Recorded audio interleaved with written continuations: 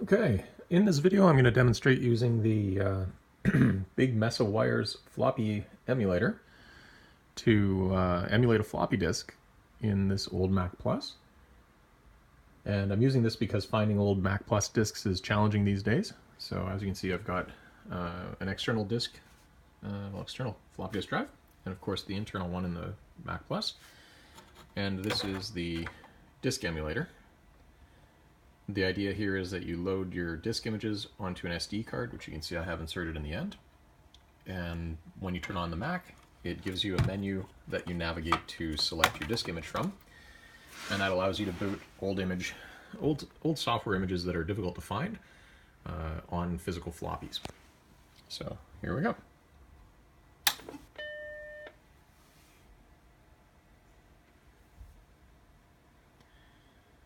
The strobing you see on screen is most likely due to the fluorescent lighting around me. It looks perfect here. And in a moment it'll come up telling us that there's no disk, so we're going to select a disk from this menu here. And unfortunately I don't have enough hands to do this, so I'll try. I can't even see it though. There we go. So I'm selecting System 603.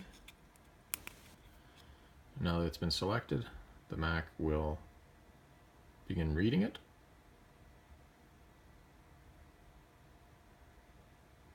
And should boot right up.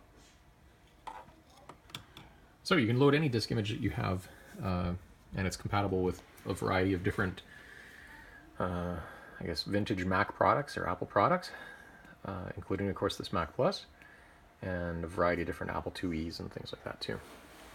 So the beauty here is, again, you can find software, you can load it onto an SD card from, a Windows or Mac, anything that'll read an SD card, and you pop the SD card into the little floppy emulator, and off you go.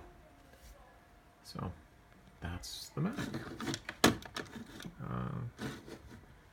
Let's take a look. Is there an about this Mac?